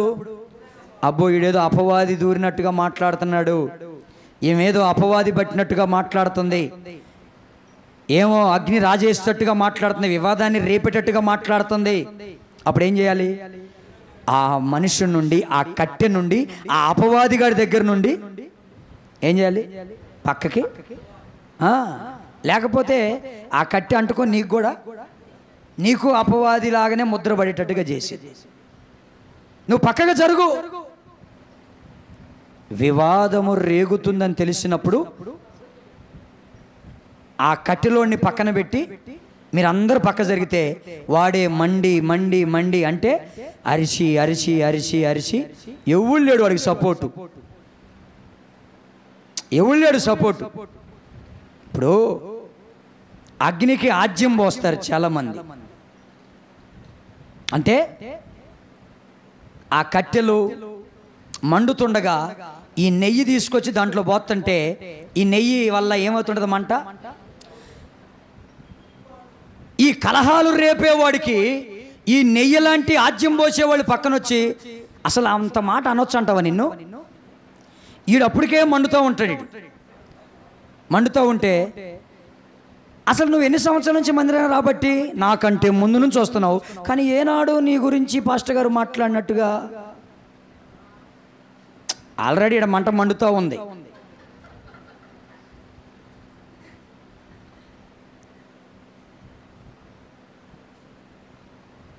ఇదిగో మీ కుటుంబం లేకపోతే అసలు మందిరం ఉందంటావా? మీ పిల్లలు లేకపోతే అసలు ఆ సేవా పరిచర్య ఉందంటావా? యాజ్యం పోస్తూ ఉంటారు. నేను అంటున్నా, ఆ కట్టె మండి ఏదో ఒక రోజుకి ఎవడు లేనప్పుడు ఈ ఆజ్యం పోసేవాడు లేనంత వరకు ఆ మనిషిని ఏం గల్లియోదని పక్క వెళ్ళిపోతే ఏముండదు. ఆ పక్కన చేరి పోస్తా ఉంటే ఇక అది మామూలుగా ఉండదు. 100 మంది కనపడిద్ది మంట. ఎంతమంది కనపడిద్ది? ఆడ ఒక్కడే అరుచుకుని వెళ్ళిపోతాడు. ఇప్పుడు ఈ ఆజ్యం పోసేవాళ్ళ దెబ్బకి సాయినగర్ మొత్తం వినపడుతుంది, అది ఏదో జరిగిందంట, మంట ఆడకెళ్ళింది. నువ్వు జీవం కలిగిన దేవుని సంఘంలో ఉన్నావు కదా, నువ్వు ఎంత జాగ్రత్తగా ఉండాలి. ఆ కొండెగాడు మాట్లాడుతూనే ఉంటాడు, వాడు కట్టెలు అంటాడు, వాడు కలహప్రియుడు, వాడిని ఒక్కడిని పక్కకు పెట్టి నువ్వు అందరూ వెళ్ళిపోండి పక్కకి, ఎంతసేపు అరుస్తాడు? మా అంటే ఒక అరగంట అరుచుకుంటాడు. వాడితో చేరి జీవం కలిగిన దేవుని సంఘాన్ని పాడు చేయాలని చూస్తే, ఈ అవయవాల్ని పాడు చేయాలని చూస్తే నీకే కదా నష్టం. కనుక అపవాదికి చోటు అసూయ రూపంలో వాడు నీలోకి వస్తాడు. ఏ రూపంలో? గుర్తుపెట్టుకోండి, వాడికి చోటు ఎలా వస్తుంది తెలుసా? నువ్వు వేరే వాళ్ళ మీద అసూయ పడుతుంటావా, అప్పుడు వాడు ఆ రూపకంగా నీలోకి వచ్చి నీకు ఆజ్యం పోసి నిన్ను బాగా రెచ్చగొడుతుంటాడు. కలహ రూపకంగా వస్తాడు. కలహం అంటే నీలో కోపం ఉన్నప్పుడే కదా కలహం పెట్టుకుని అనిపిస్తుంది. ఆ రూపకంగా వస్తాడు. వాడికి చోటు ఇవ్వద్దు. అబద్ధ రూపకంగా వస్తాడు, వాడికి చోటు ఇవ్వకూడదు. వివాద రూపకంగా వస్తాడు, వాడికి చోటు ఇవ్వకూడదు. నేను క్రీస్తుని ధరించుకున్న నూతన సృష్టి, నూతన స్వభావం గనక నాలో దేవుని వాక్యమే ఉందగాని వేరొక దానికి చోటు. నీరు లేని చోట్లంతా వెతికితే మళ్ళా వాడు వెతికినప్పుడు అంట ఏ ఇంటి నుండి అయితే వెళ్ళాడో ఆ ఇంటిలోనే నీరు. అంటే నీరంటే వాక్యం లేదు. వాడు చూసిందంట,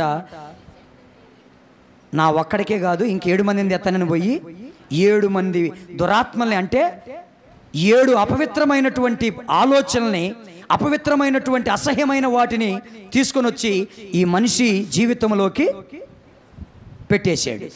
ఖాళీగా ఉండబట్టేగా. మరి ఎందుకు ఖాళీగా ఉంటున్నావు? ఎందుకు ఖాళీగా ఉంటున్నావు? నీ వాక్యం, నీ హృదయం నిండా వాక్యం ఏది? నీలో వాక్యం ఏది? సమృద్ధిగా నిలవనివ్వండి అంటున్నాడు కదా. మీలో నా వాక్యం లేదంటున్నాడు కదా. నా వాక్యం ఉంటే మీరు గ్రహిస్తారు అంటున్నారు కదా. నీకు సరిగ్గా గ్రహింపు లేకే వాదన, నువ్వు సరిగ్గా అర్థం చేసుకోలేకే కలహం. చెప్పొద్దు. అబద్ధాలు మానేయాలి, కోపం మానేయాలి. కోపం వచ్చింది సహజంగా, కానీ పాపం దాన్ని లోపల అలాగనే సంవత్సరాలు పెట్టుకుంటే నువ్వు పాపివే. సూర్యుడు అస్తమించే లోపు దాన్ని మర్చిపోయావు అనుకో, దేవుడు కూడా నిన్ను పరిశుద్ధుడుగానే. కలహం, అసూయ, అతిశయ ఇవన్నీ సంఘంలో ఉండొద్దు. నువ్వు అపవాదికి కొంచెం ఛాన్స్ ఇచ్చావా? ఒక భక్తుడు అంటాడు, అపవాది అనబడిన పాపానికి నువ్వు కొంచెం చోటిస్తే అనేక పాపములు చేయటానికి వాడు నిన్ను పురుకొలుపుతాడు, ప్రేరేపిస్తాడు. మొదట ఒక చిన్నదానికి ఇచ్చావు, కానీ ఇక వాడు ఏం చేస్తున్నాడు? దూరి ఏం చేస్తున్నాడు? లెక్కలేనన్ని. అందుకే ఎప్పుడు నువ్వు ఒకే విధంగా మందిరంలో, ఎప్పుడు ఒకే నీ మాట, నీ సాక్ష్యం, నీ ప్రవర్తన. ఎప్పుడు మేము ఈ మందిరానికి రాకముందు ప్రార్థన వచ్చేవాళ్ళం కాదు, ప్రార్థన చేసేవాళ్ళం కాదు, అసలు వాక్యం అర్థమయ్యేది కాదు. ఇక్కడికి వచ్చిన తర్వాత మేము తెగ ప్రార్థన చేస్తున్నాం, వాక్యం బాగా అర్థమవుతుందని చెప్పి తర్వాత అదే వాక్యానికి ఇదిగో మమ్మల్నే, ఇదిగో నన్నే. మరి నీ సాక్ష్యం ఏమైంది? నువ్వు మొదట చెప్పిన మాట ఏంది? అబ్బా వాక్యం అంటే ఇట్లా ఉండాలా, వాక్యం అంటే ఇలా ఉండాలా. ఇప్పుడేమంటున్నావు? మమ్మల్నే, మా గురించే. ఎవడు దూరాడు తెలుసా? నీ కంటికి కనపడతలవాడు. నువ్వు చేసే ప్రవర్తన బట్టి ఆల్రెడీ నిన్ను. ఇప్పుడు మనిషి బాగానే ఉంటాడు, దెయ్యాలు పడతాయి ఒక్కొక్కడికి. వాడు మనలాగానే ఉంటాడు, కానీ అప్పటికప్పుడే వాడు కొట్టుకుంటాడు చంపకేసి. వాడు మనలాగానే ఉంటాడు, అప్పటికప్పుడు తలకాయ గుద్దుకుంటాడు గోడకేసి. వాడు మనలాగానే ఉంటాడు, అప్పటికప్పుడు బట్టలో. అపవిత్ర ఆత్మ కూడా వాడికి చోటిచ్చినప్పుడు నువ్వు చేసే పనులు, నీ ప్రవర్తనని బయట చూపిస్తుంటాడు. అది పట్టనప్పుడు ఒకలాగుంటావు, వాడికి స్థానం ఇచ్చిన తర్వాత నీలో, నీ ఇంటిలో, నీ హృదయంలో డిఫరెంట్ పనులు. అప్పుడే గుర్తుపట్టాలి, నాకేదో ఆత్మ పట్టింది, నాకేదో పట్టింది కనుక వెంటనే వాక్యం దగ్గరికి వెళ్ళాలి, వాక్యాన్ని హృదయంలోకి తీసుకోవాలి. అప్పుడు దేవుడు తప్పకుండా నన్ను దర్శిస్తాడని అనుకున్న రోజు నీ హృదయము ఖాళీగా ఉంచుకోకుండా వాక్యముతో నింపబడాలి. హల్లెలూయా. కనుక అపవాదికి చోటు ఇవ్వద్దు, అబద్ధాల విషయంలో చోటు ఇవ్వద్దు, కోపం విషయంలో చోటు ఇవ్వద్దు, అసూయ కలహం విషయంలో చోటు ఇవ్వద్దు. ఎప్పుడు కూడా ఓర్పుతో, ప్రేమతో, నిరీక్షణతో, సమాధానము కలిగి ఏం చేయాలా? నువ్వు ఏదైతే ఈ సంఘంలో నిలబడి సాక్ష్యం చెప్పావో, పోతే నీ ప్రాణమే పోవాలి కానీ నీ మాట. అది అస్సలైన క్రైస్తవుడి యొక్క విశ్వాసం, భక్తి. అందరు లేచి నిలబడదాం, ప్రార్థన చేసుకుందాం.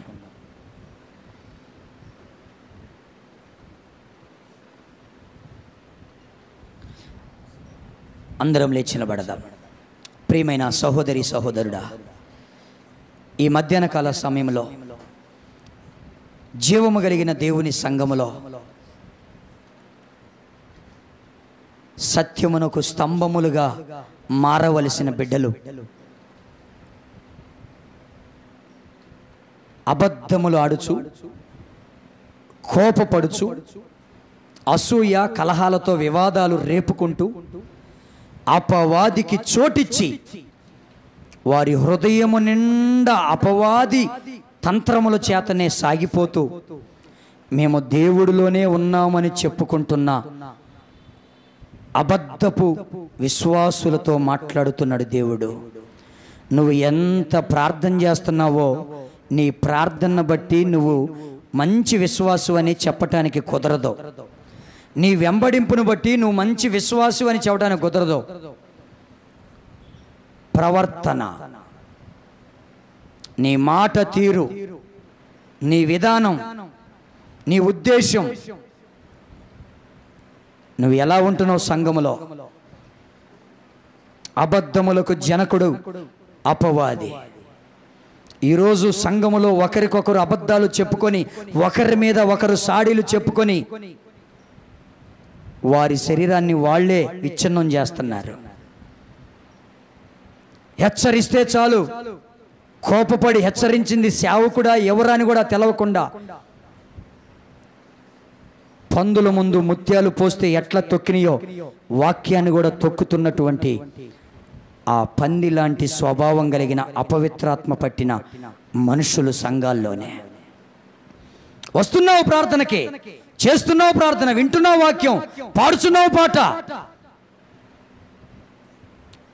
కానీ నీలో మాత్రం అపవాదిగాడికి చక్కగా చోటు ఉంటుంది.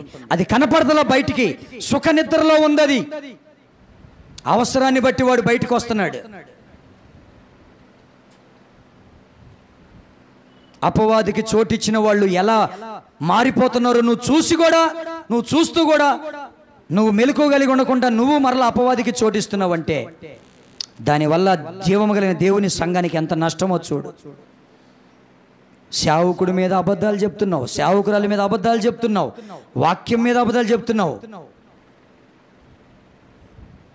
మంచి విశ్వాసి నిన్ను హెచ్చరించిన బిడ్డ మీద అబద్ధాలు చెప్తున్నావు, కోపపడుతున్నావు. ఒకప్పుడు ఈ కోపం నీకు లేదే, ఒకప్పుడు ఈ అబద్ధాలు నీలో లేవే, ఒకప్పుడు ఈ కలహం, ఈ విరోధమైన భావం, ఈ అసూయ నీలో లేదే, కానీ ఇప్పుడు ఎందుకు వీటిని నీ హృదయంలో పెట్టుకున్నావు?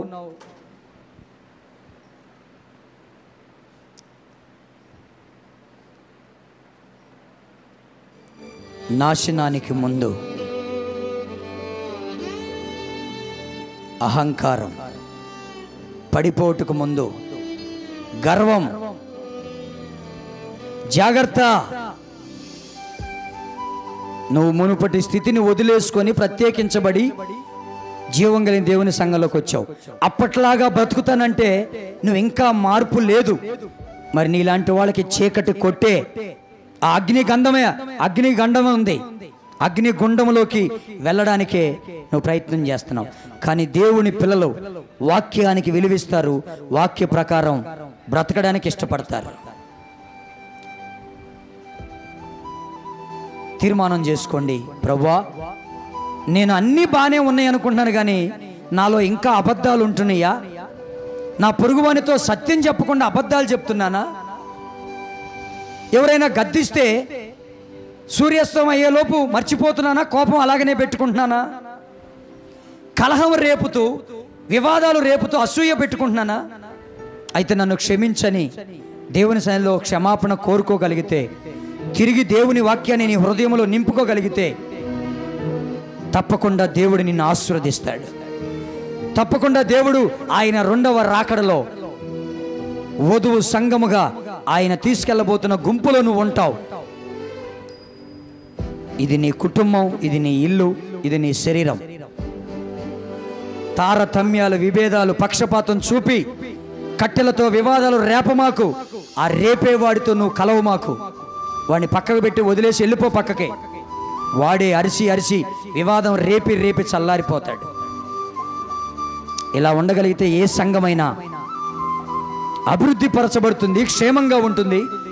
తగాదలు, గొడవలు, జగడాలు, వివాదాలు అనేవి లేకుండా ఆయన రాకడ వరకు నిష్కలంకంగా, పరిశుద్ధంగా, పవిత్రంగానే ఆయన వధువు సంఘం ఉంటుంది. అలా ఉంచడానికి మనము కారకులుగా మారాలి. అలా ఉండటానికి మనం జీవం కలిగిన వారిగా మారి అలా ప్రవర్తించాలని దేవుడు కోరుకుంటున్నాడు. దేవుడి మాటలు మన హృదయంలో, మన వినికిడిలో ఆశీర్వదించి ఫలింపచేయునుగాక. ప్రార్థన చేసుకుందాం వాక్యం కొరకు.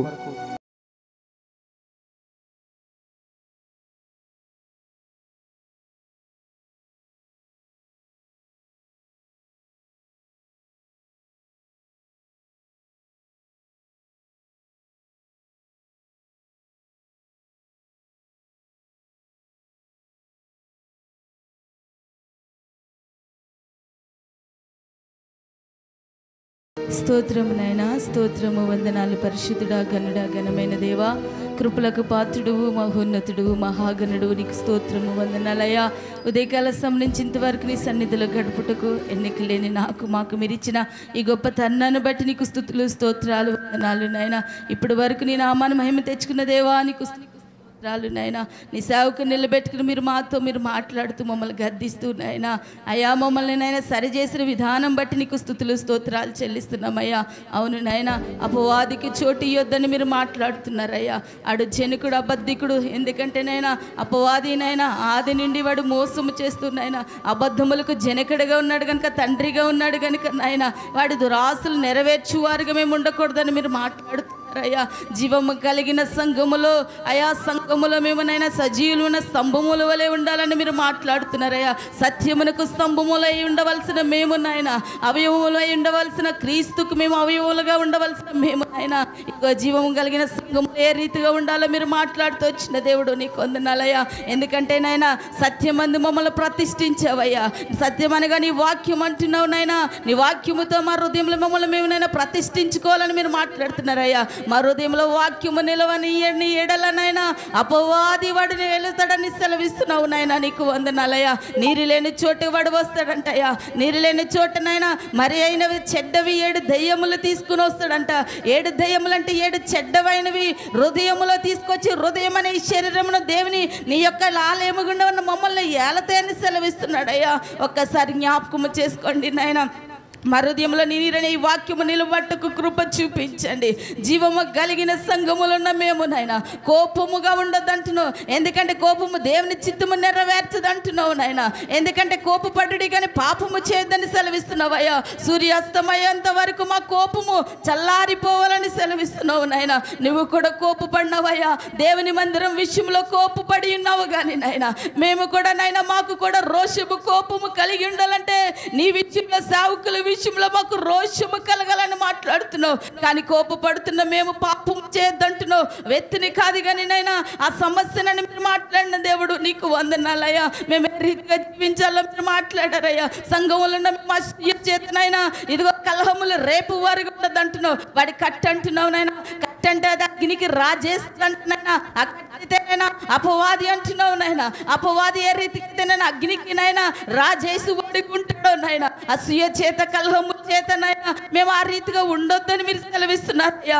ఎందుకంటే జీవము కలిగిన సంఘములో అయ్యా సత్యముకు నిలబడ మేము నైనా అక్కడ నిలబడొద్దని మీరు మాట్లాడుతున్నారయ్యా. ఆ స్థలం నుంచి మేము పారిపోయి వరకు ఉండాలని మాట్లాడుతున్నారు. ఎందుకంటే నాయనా ఈ లోకములోనైనా దాని కాపురం ఉన్న స్థలములను నివసిస్తున్నాము కనుక, అపవాది ఉన్న చోటుని మేము ఉంటున్నాము కనుక నీ వాక్యం మేము జాగ్రత్త పడాలని, నీ సహవాసంలో మేము ఉన్నప్పటికీ, నీ సన్నిధిలో స్తుతిస్తున్నప్పటికీ, నీ వాక్యమును మేము ధ్యానిస్తున్నప్పటికీ, మీ సన్నిధిలో పాడుతున్నప్పటికీ అయ్యా వాడు నిలువుని మీరు మాట్లాడుతున్నారయ్యా. అయ్యా దయతో నన్ను మమ్మల్ని క్షమించు నాయన. ఒకవేళ మేము అబద్ధములు ఆడుతున్నాయినా, ఒకరి మీద ఒకరు దేశం పెట్టుకుని అసూయ పెట్టుకుని దయతో నన్ను క్షమించు దేవా. అటువంటి పరిస్థితుల్లో మమ్మల్ని ఏలనీయకండి నాయన. ఎందుకంటే మాకు మిగే నష్టము తెచ్చుకుంటామని చూటిగా తేటగా మీరు మాట్లాడిన దేవుడు. అవునయ్యా, శరీరం అనే ఇల్లును పాడు చేసుకునే వారుగా కాకుండా, హృదయం అనే మా ఇల్లును పాడు చేసుకునే వారు కాక, జీవము కలిగిన సంఘం అనే కుటుంబం పాడు చేయవారుగా మేము ఉండకుండా నాయన ఒక్కొక్కరు మేము పురుగొలుపుకుంటూ ఒక్కొక్కరు మందినైనా ఏ విషయంలో అతిశయించాలోనైనా నీ వాక్యం అందు అయ్యా మమ్మల్ని నిలబెట్టిన విధానం బట్టి మేము అతిశయించువారుగా, మా ఆత్మీయ పరిస్థితులు బట్టి మేము అతిశయించువారుగా, కేవలం నీ అందే మేము అతిశయించాలని మీరు మాట్లాడారయ్యా. వృధాగా మేము అతిశయించకూడదని సెలవిచ్చిన దేవుడు నాయన. జ్ఞాపకము చేసుకోండి అయ్యా. అపవాదికి చోటు ఇవ్వకుండా ఉండాలంటే నీ సన్నిధిలో ఏ రీతిగా ఉండాలో మీరు మాట్లాడారయ్యా. అట్టి విధంగా నీ సన్నిధిలో ఉండుటకు, నీ వాక్యమును ఏమనైనా మా హృదయమునంతా నింపుకున్నటకు కృప చూపించండి. నా సంఘమును వాక్యముతో నింపండి అయ్యా. మమ్మల్ని అందరినీ ఏకాత్మతో మీరు నింపిన దేవుడు.